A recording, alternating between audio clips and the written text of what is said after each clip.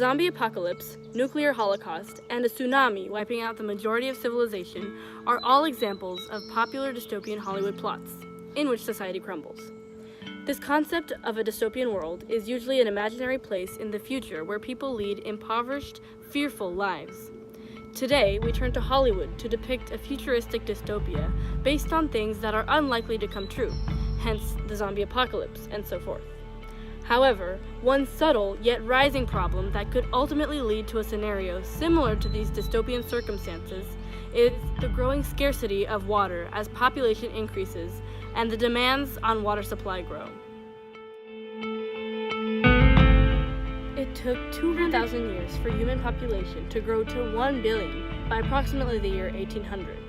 But in these last 200 years, human population has increased to over 7 billion and will most likely continue to rise. This implies that we must act to address the water shortage problem with urgency.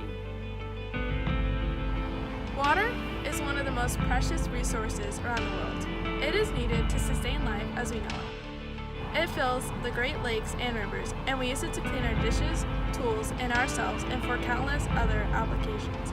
People around the world work around the clock to keep our pipes running with clean, drinkable water. However, there is one application for clean water that seems to be overlooked by most nonprofit organizations and is key to our survival: farming. As population increases and as climate change causes more frequent and intense droughts, it is important to sustain a steady water supply for farmers and citizens alike. To do this, we must be mindful of our water usage. Farmers must be especially careful as they constitute 80% of total water consumption. Today we hope to talk about how to maintain water supply by using efficient irrigation techniques and by encouraging a system that gives farmers with too much water allocated no more than what they need. Here in Oregon, there are three main problems leading to a shortage of water. First, surface water is disappearing fast since we are using more than Mother Nature can replace, with rain and snow. In fact, the Klamath reservoirs are at 18% capacity. This means farmers are being forced to dig deeper to find water. The second problem is that there are little regulations on where and how much water can be pumped. As a result, the underground aquifers are running dry. In eastern Oregon, the aquifers have dropped up to 500 feet in a matter of decades, which is among the steepest declines in the world.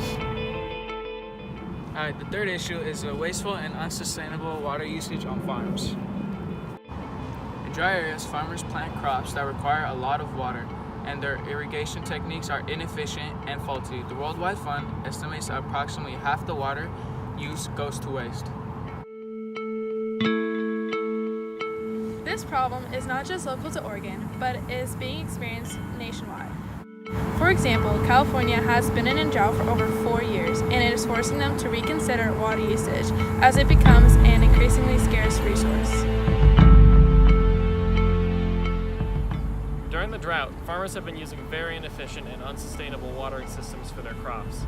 Some farmers have taken steps to fix this problem by employing more efficient methods, but it has not been enough.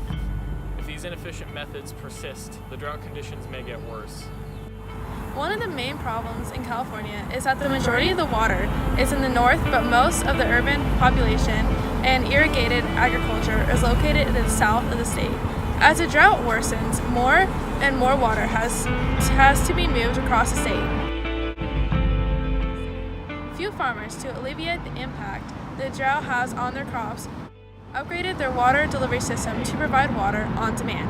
This has increased crop yield by 30% while also reducing water consumption by 30%. Investing in modern infrastructure has been a win-win for the environment, farms, and California's economy.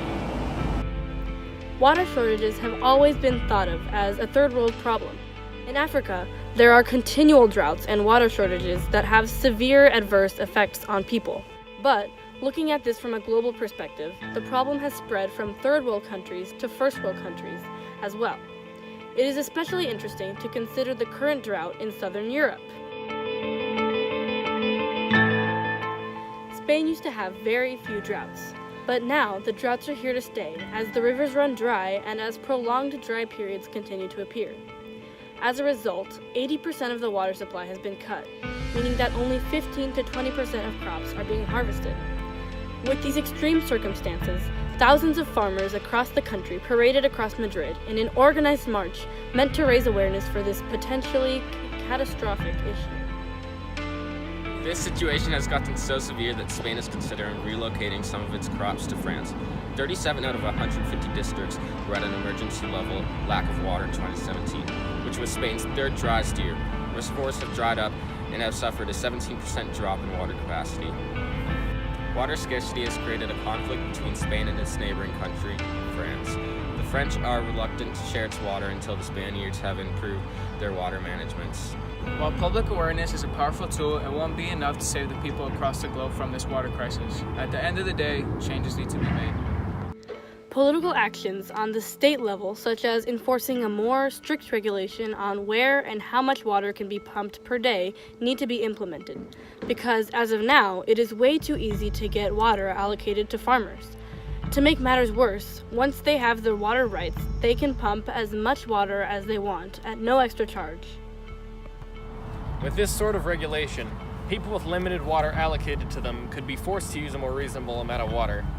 Oregon, for example, could charge a fee per gallon of pumped water, which would reduce wasteful usage and also help Oregon fund research.